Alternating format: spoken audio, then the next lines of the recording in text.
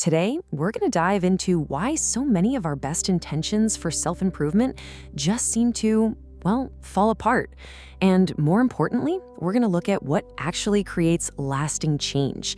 And trust me, it's probably not what you think. You know that feeling, right? You start a new gym routine with all this energy, or you finally decide to tackle that big project you've been putting off. For a week, maybe two, you feel absolutely unstoppable. And then life gets in the way. The momentum just vanishes, and suddenly you're right back where you started, feeling pretty frustrated with yourself. But what if I told you the problem isn't you?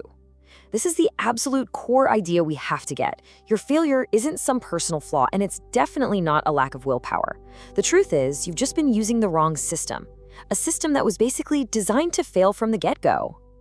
So first, let's talk about the usual approach and why it's so completely flawed.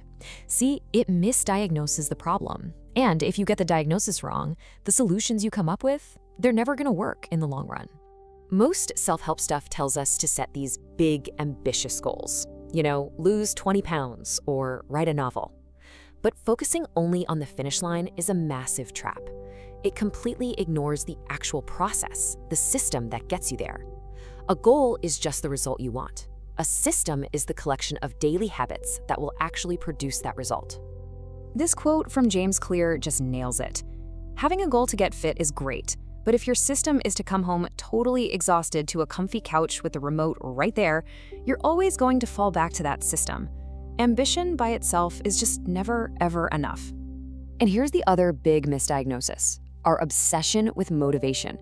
We have this idea that we need to feel inspired before we can act. But the thing is, emotions are just feedback. They are not a reliable engine for long-term change. The second things get difficult or boring, and they always do, that good feeling is gone. And right along with it goes all your progress. Okay, so if big goals and willpower aren't the answer, then what is? Well, the real diagnosis lies in understanding these three hidden engines that are secretly driving our behavior every single day. These three things, your identity, your emotions, and your values, are always running in the background. Think of them like the source code for your actions. When you finally align your efforts with them, change starts to feel almost, effortless. Let's start with identity, because this is the most powerful engine of them all. This isn't about what you want, it's about who you truly believe you are. If deep down you have a belief that you're just not a gym person, you'll subconsciously find a million excuses to skip a workout. So the real goal isn't just to run a marathon, it's to become a runner. Next up, emotions. We have to completely reframe how we see them. Feeling frustrated isn't a signal to just give up. It's actually valuable feedback that your current strategy isn't working and probably needs a tweak. Your emotions are data, not a directive. They're meant to be your compass, not your destination. And finally, we have values. This is your why. You see, a meaningful life isn't about trying to avoid problems. It's about choosing which problems you care enough about to actually solve. If you value knowledge, then the struggle of studying for hours feels meaningful. If you value your health, then the discomfort of a tough workout feels worthwhile. Your values are what determine which pain is worth enduring. All right, so now that we've diagnosed the real problem and we've identified the true engines of our behavior, how do we build a practical system around them that actually works? This is where James Clear's Atomic Habits gives us this brilliantly simple framework. Instead of trying to force change with willpower, you just design your environment and your routines around these 4 laws. You're not muscling through it, you're just making the right behaviors the easiest and most logical choice. And what's so powerful about this is that it works in reverse too. So to build a good habit like reading before bed, you make it obvious. Leave a book on your pillow. To break a bad habit, like scrolling on your phone for hours, you do the opposite. You make it invisible. Log out of your social media apps, or even better, just leave your phone in another room at night. You're just adding a little bit of friction. And all of this brings us to a really important shift in how we think about this.